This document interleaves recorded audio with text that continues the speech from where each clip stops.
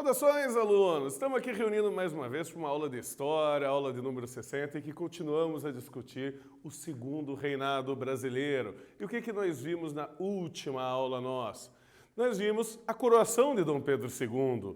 Isso ocorreu através de um golpe chamado golpe da maioridade.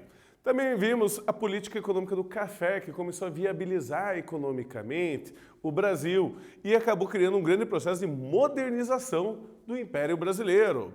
E também vimos os efeitos que a tarifa Alves Branco e a lei Eusébio de Queiroz tiveram para a economia e para a política brasileira. Tudo isso foi bastante significativo para um processo de apaziguamento e desenvolvimento do Império Brasileiro. Qual que é o objetivo, então, da aula de hoje, professor? Compreender o desenvolvimento da mão de obra durante o segundo reinado. Entender as pressões britânicas. Sim, os ingleses sempre têm interesses para que aconteça a mudança na mão de obra brasileira. E as motivações que vão levar a um grande fenômeno de imigração europeia no Brasil, que nós vamos nos aprofundar em aulas posteriores. Vamos para a nossa problematização da aula. Esse aqui é um grande monumento da nação brasileira aos imigrantes. Quem são esses imigrantes? Quem são os imigrados? Quem vieram? Há várias cidades no Brasil que possuem monumentos que homenageiam essa população que veio para cá e ajudou a formar o nosso país atual. Você conhece algum monumento em homenagem a algum grupo de imigrante ou um monumento que fale de vários grupos? Quais povos e culturas esses monumentos geralmente fazem referência? Isso é uma questão que a gente começa a estudar na aula de hoje e se aprofunda na próxima aula. Vamos relembrar. Desde o início da colonização do território brasileiro, por parte de Portugal, que foi nossa metrópole, houve problema na organização das atividades produtivas. Primeiramente, eles tentaram se utilizar da mão de obra indígena, que aqui já estava, dos povos originários, que aqui já estavam estabelecidos. Mas eles tiveram muitos problemas com esses povos. Então eles procuraram fazer o quê? Trazer massivamente uma outra mão de obra, que foi a escrava africana. E é ali que começou a atividade produtiva no nosso país, através da mão de obra africana. Mas durante o Império, isso vai começar a gerar um grande problema perante toda a sociedade, não só brasileira, mas mundial, o uso de mão de obra escrava. Eu trago aí para vocês um medalhão da campanha anti-escravista britânica, em que ele já mostra ali na fala, não sou um homem e um irmão também? Lembre-se do iluminismo que a gente já estudou, a ideia de que todos temos direitos, de que todos somos iguais, certo? Mas vamos falar um pouco da Inglaterra. Durante o século 17 e 18, a Inglaterra ela ganhou muito dinheiro fazendo tráfico de escravos. Ela enriqueceu bastante. Até o próprio John Locke, que falou que todos temos direitos iguais, ele era acionista de uma companhia inglesa de tráfico de escravos. Apesar de falar que todos temos direitos, ele não deixou de lucrar com isso. Mas a Inglaterra, depois da Revolução Industrial, ela muda a postura dela em relação ao tráfico escravo. Por que ela muda esse pensamento dela? Bom, por interesses, certo? Depois que ela já era pioneira da Revolução Industrial, já estava desenvolvendo a produção, a venda, o comércio, ela se interessava no aumento do mercado de consumo brasileiro. Vamos lembrar que desde 1808 o Brasil abriu seu comércio para os ingleses, por obra de Dom João VI. E o que ele queria? Um trabalhador escravo não ganhava dinheiro, portanto, ele não consumia, ele não gastava, porque ele não tinha. Isso, do ponto de vista do capitalismo, é um erro. Então, com a abertura dos portos aí, você passa a ter essa questão, a Inglaterra cada vez mais pressionando o Brasil para mudar a sua estrutura de trabalho. E a substituição do trabalho escravo pelo trabalho assalariado. A partir do momento que eles ganhassem algum dinheiro, eles poderiam comprar produtos industrializados da Inglaterra. Certo? Por causa disso, eles vão começar a fazer uma pressão muito grande. Pelo fim das empresas de tráfico, sim, tráfico de escravos era um negócio na época. E tentando assim aumentar também a quantidade de capital disponível para aumentar o consumo que esses antigos empresários desse ramo de escravidão, eles teriam que investir esse dinheiro em outros negócios, então.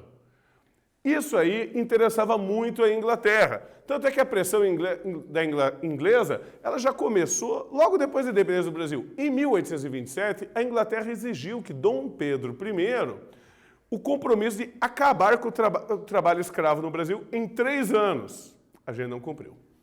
Em 1831, uma lei brasileira declarava ilegal o comércio de escravos no Brasil. Porém, essa lei também nunca foi aplicada, tá? Ninguém fiscalizava essa lei. Em 1845, em resposta à tarifa Alves Branco, que a gente estudou na aula anterior e que a gente lembra que ela deixava os produtos importados ingleses mais caros, eles vão autorizar uma lei chamada Bill Aberdeen. Essa lei, ela autorizava a marinha inglesa, que era a maior marinha comercial e de guerra do mundo, a abordar, afundar, apreender qualquer navio que eles encontrassem em qualquer oceano do planeta Terra, principalmente no Oceano Atlântico, tá? Tentando assim acabar com o tráfico de escravos. Essa lei foi aprovada justamente para responder à tarifa que aumentava os impostos britânicos. Então vamos para o nosso primeiro quiz da aula de hoje. Quais eram os interesses ingleses em pressionar o fim do trabalho escravo no Brasil? Letra A, a defesa dos direitos humanos e no combate à crueldade do trabalho escravo. Letra B, o aumento do mercado consumidor brasileiro para os produtos industriais ingleses. Ou letra C, combater o desenvolvimento industrial brasileiro. Vocês vão ter uns minutinhos aí para responder e eu já retorno com a alternativa correta.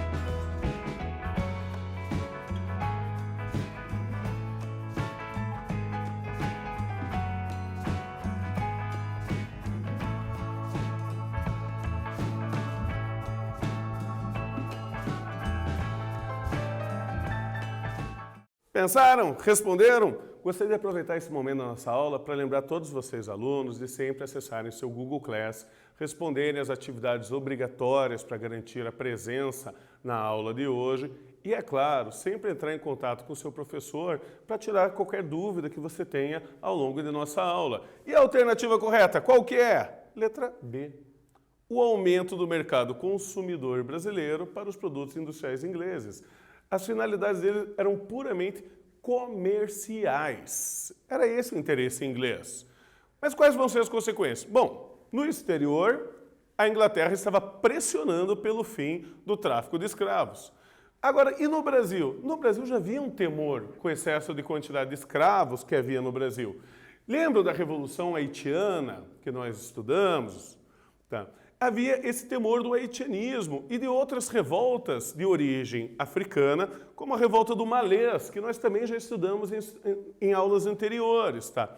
Isso aí começou a ocorrer por quê? Porque tinha uma população escrava africana muito numerosa no Brasil. Certo? Mas então eles vão começar a pensar em acabar com essa população escrava africana. Mas quem que vai trabalhar? Essa era a grande pergunta deles. Então, o governo brasileiro já começou a pensar em uma nova forma de trabalho. E já começou a pensar como garantir que essa forma de trabalho se mantivesse trabalhadora. Como que foi isso? Lei de Terras de 1850. O que era isso? Eles começaram a pensar já num projeto de trazer uma população europeia para o Brasil, e trazendo essa população europeia para o Brasil, eles pensaram em como criar condições para que essa população ficasse trabalhando nas fazendas, e não que ela se tornasse uma proprietária aí por diante. Então, o que vai aparecer aqui? Eles vão começar a estimular, então, essa imigração europeia e vão promulgar a Lei de Terras. Segundo a Lei de Terras, ficava estabelecido o aumento do preço da terra, deixando mais difícil um trabalhador simples comprar a terra. E ficava estabelecido que as terras agora só poderiam ser feitas por compra. Antes você podia tomar posse de uma terra e transformá-la sua. Agora, apenas através da compra financeira, papelada, que você vai poder adquirir. E também ficava proibido aos imigrantes adquirir terra, a não ser que tivesse pelo menos 5 anos de vida no Brasil. Ou seja, eles não podiam chegar logo de imediato e adquirir uma terra. Eles precisavam ainda ficar um tempo aqui e garantir aí a sua vida aqui. Isso aí vai garantir que os fazendeiros tivessem essa mão de obra disponível para eles. Certo? E também, segundo isso aí, o que acontecia? Os imigrantes pobres e aqueles escravos que por acaso tinham sido libertados da escravidão não conseguiam mais o fácil acesso à terra. Isso dificultava o acesso. Então, vamos para uma atividade sobre a Lei de Terras. Qual era o objetivo do governo brasileiro ao promulgar a Lei de Terras de 1850? Letra A. Dificultar a posse de terras a imigrantes pobres e a libertos. Letra B. Baratear o preço das terras brasileiras aos imigrantes europeus. Ou a letra C. Incentivar a reforma agrária e o acesso igualitário às terras brasileiras. Vocês vão ter um tempinho aí para responder e já retornamos.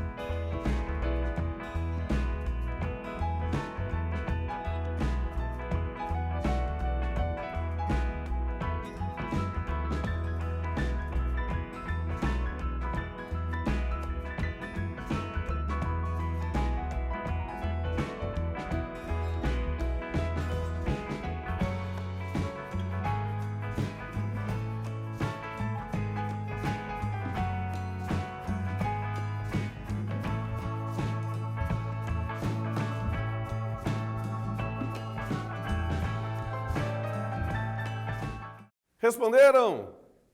Mais uma atividadezinha aí simples para a gente ir encaminhando a nossa aula de hoje. E a alternativa correta era a letra A, era justamente dificultar. Essa lei não serviu para facilitar, mas sim dificultar a posse de terras a imigrantes pobres e a libertos. Mas aí você vai perguntar para mim, por que já tinha uma mão de obra africana aqui, por que esse interesse em trazer uma mão de obra europeia para cá? Por causa de um processo que ocorreu ao longo do século XVIII, XIX e XX, que a gente chama de racismo científico.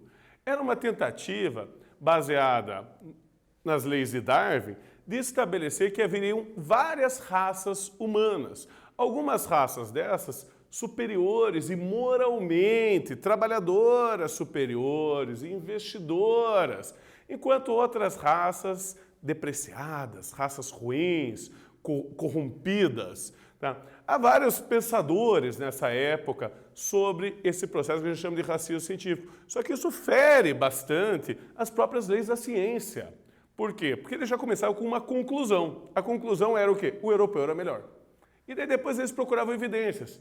A ciência funciona ao contrário. A ciência primeiro pega evidências para depois tirar conclusão. Então, essa tese aí defendia uma superioridade da raça branca. Esse próprio conceito de raça, se vocês verem a aula de biologia de vocês, está errado.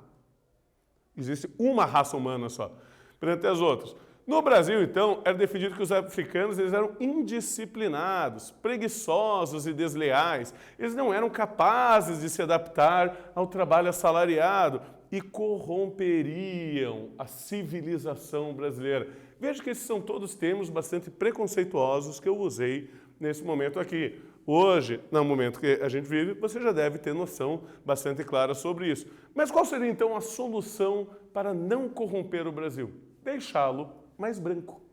Então, aí, a solução seria o branqueamento da população, com o incentivo da imigração dessa raça superior. Já volto a ressaltar, esse é um erro científico e biológico grosseiro. Tá? A única que seria capaz de criar progresso seria o europeu. Como se o chinês não criou progresso, o japonês não criou progresso, o indiano, com sua sociedade milenar, nunca tivesse criado progresso e nunca tivesse criado uma civilização. Veja como já está errado esse conceito logo de origem. Certo? Mas então eles vão, como era moda na época, investir nessa imigração europeia para o Brasil. E os imigrantes vieram para o Brasil principalmente o quê? Um desejo de ter uma terra própria e de terem liberdades. Eles estavam fugindo das guerras que aconteciam na Europa ao longo do século XIX.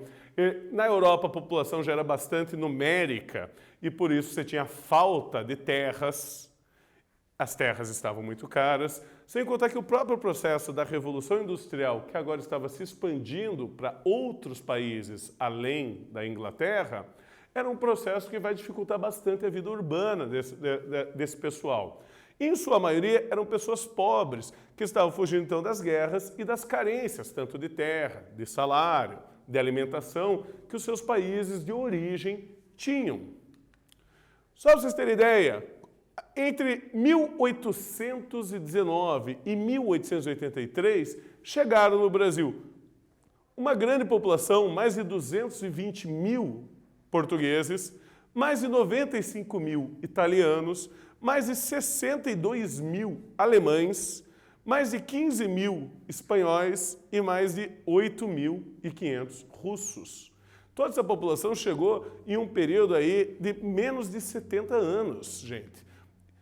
E como que eles vão se estabelecer aqui? Através de um sistema chamado de parceria, que foi idealizado por um senador brasileiro em 1847. Nesse sistema era combinado o quê? Cada imigrante iria ganhar um pedacinho de terra, não era dono, ele ia só cuidar desse pedacinho de terra, com uma certa quantidade de pés de café. Viram como os pés de café serviram para mudar a noção de trabalho no Brasil? E eles ganhariam uma pequena roça para que eles pudessem fazer o cultivo próprio deles. O lucro obtido seria dividido por todos. Esse sistema não deu nada certo. Tá? Foi a primeira tentativa e ela foi um fracasso. Por quê? Porque os imigrantes já chegavam endividados pelo custo da viagem. E quando eles chegavam nas fazendas, eles eram obrigados a comprar produtos no armazém do fazendeiro, que vendia esses produtos muito mais caros. Então, eles acabavam não aproveitando o lucro do trabalho deles. Tá? E, além disso, o fazendeiro brasileiro estava mais acostumado a tratar com escravos. Isso é, com castigos corporais, com violência, coisa que os europeus não aceitaram. E isso pegou muito mal para o governo brasileiro, nos causou muito problema. Então, eles criaram um novo sistema, o colonato. Isso aí vai começar a partir de 1871, quando o governo paulista, São Paulo, começou a pagar as passagens dos imigrantes para trabalhar para os cafeicultores. Segundo esse sistema, vai ser estabelecida uma nova forma de trabalho, em que eles recebiam uma terra para a produção própria e que o lucro era 100% deles, e receberiam também um salário anual pelo seu trabalho, assim garantindo uma renda básica para esses imigrantes. Agora melhorou a situação deles com a garantia de renda. Esse sistema é o que vai motivar uma grande imigração de europeus, principalmente na região sul e sudeste do Brasil. Então, vamos para a nossa próxima atividade. No século XIX, a imigração europeia para o Brasil foi um processo ligado a uma política oficial e deliberada de povoamento desejosa de fixar contingentes brancos em áreas estratégicas e atender grupos de proprietários na obtenção de mão de obra. B. As políticas militares estabelecidas desde Dom João VI para a ocupação da fronteira do Sul. Ou letra C. A política do Partido Liberal para atrair novos grupos europeus para áreas agrícolas e implantar um meio alternativo de produção baseado no minifúndio. Vocês vão ter um tempinho aí para responder essa nossa última atividade e eu já retorno.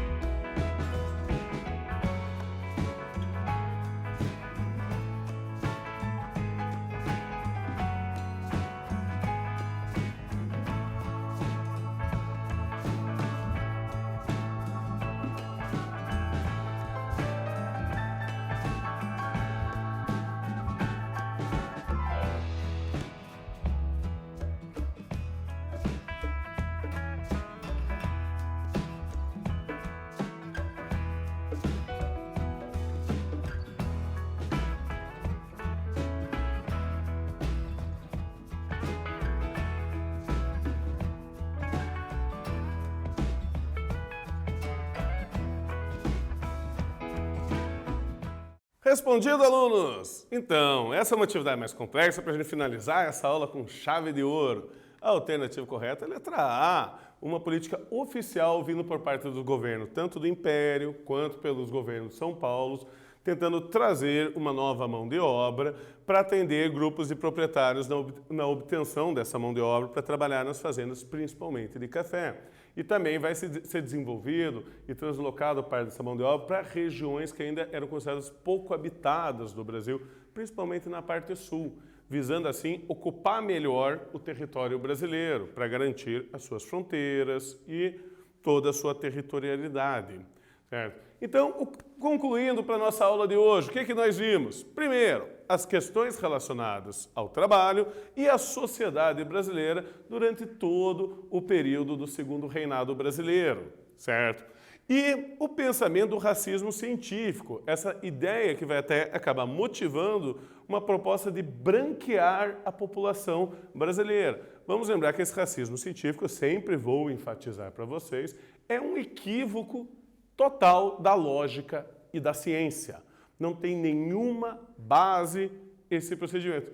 Mas, para a época, estava em moda esse tipo de pensamento, de que uma população só seria devidamente desenvolvida se fosse uma população branqueada. Estava em moda, nessa época, a ideia de que só os europeus, só os brancos, caucasianos conseguiriam desenvolver uma sociedade, uma ciência, uma cultura. E isso é um grande preconceito que foi desenvolvido nesse período e que vai acalentar muitos os africanos fora do território original da África. Vai causar muitos problemas para eles, até em outro procedimento que vocês vão estudar futuramente, que é o imperialismo dos europeus na África. Certo? E vamos então terminar a nossa aula de hoje com esse comentário e gostaria de lembrar vocês de sempre assistirem nossas aulas e mantiverem aí sua presença no Aula Paraná. Até a próxima, meus alunos!